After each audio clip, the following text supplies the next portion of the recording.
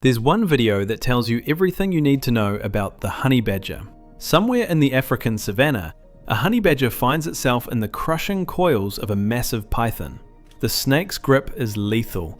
Most animals would already be dead from cardiac arrest or suffocation. A jackal circles nearby, waiting for scraps from whoever wins this fight. But the honey badger isn't most animals. Against all odds, it breaks free. For a brief moment, it seems stunned. Then something remarkable happens. Instead of running to safety, it attacks. The honey badger bites the python repeatedly, relentlessly, until the massive predator that nearly killed it lies dead. It chases off the jackal, drags the snake into the thicket, and begins eating its would-be executioner. This is the animal the Guinness Book of Records crowned as the world's most fearless animal. But is it fearless, crazy, or something more calculated? Let's find out. The honey badger's reputation isn't built on recklessness alone. This animal is a masterpiece of evolutionary engineering, starting with its skin. That skin on its back and neck reaches up to 1/4 of an inch thick, about 6 millimeters, reinforced with dense, stiff bristles. It's nearly impervious to damage, reportedly resisting spear and machete strikes. But the real genius lies beneath. A layer of fat makes the skin loose and mobile, allowing it to move independently from the muscle underneath.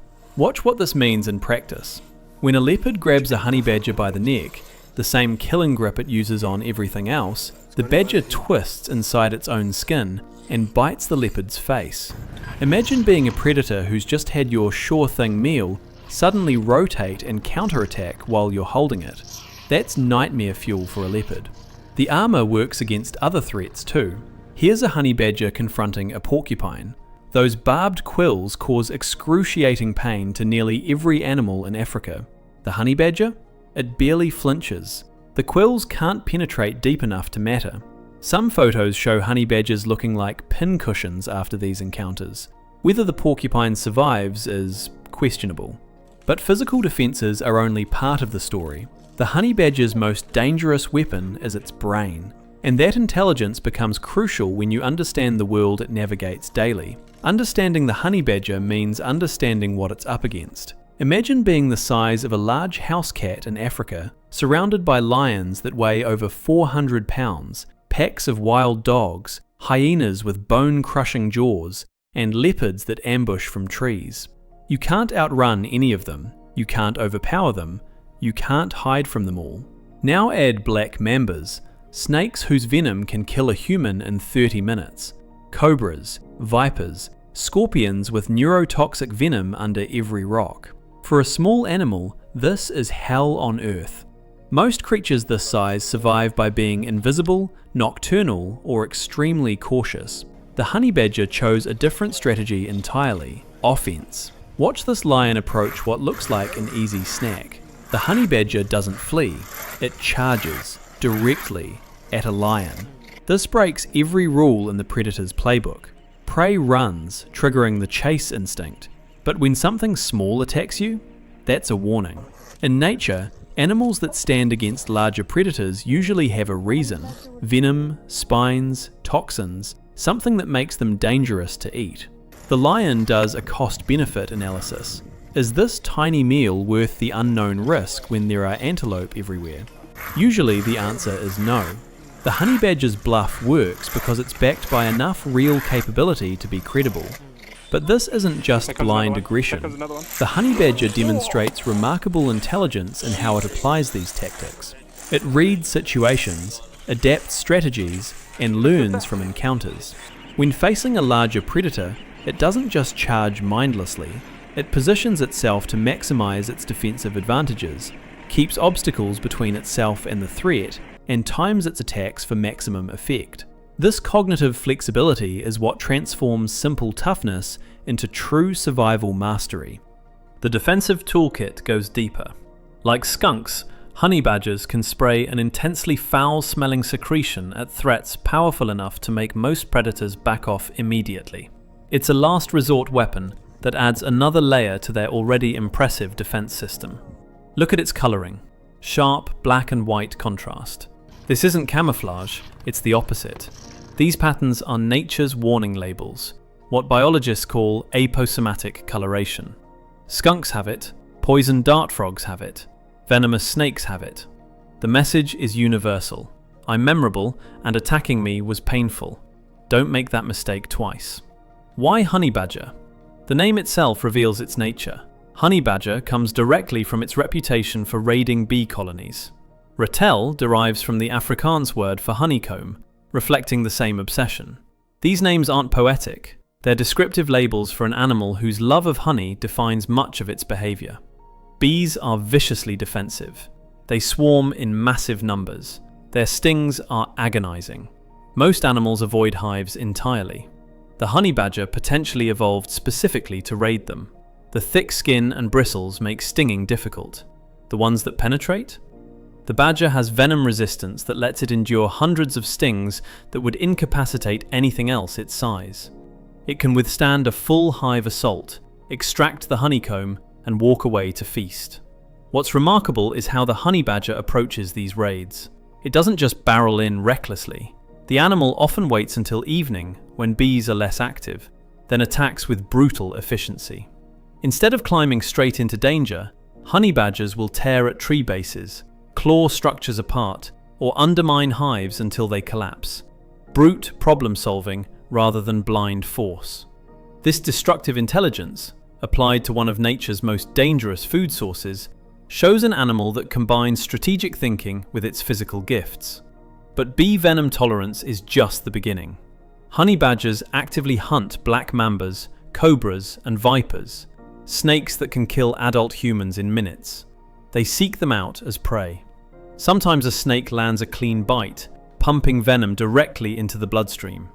The dose should be instantly lethal for something this small. Instead, the honey badger collapses. It lies motionless for 30 minutes to an hour, appearing dead. Then it wakes up, shakes itself off, and resumes eating the snake it was in the middle of killing. This isn't immunity. The venom clearly affects them.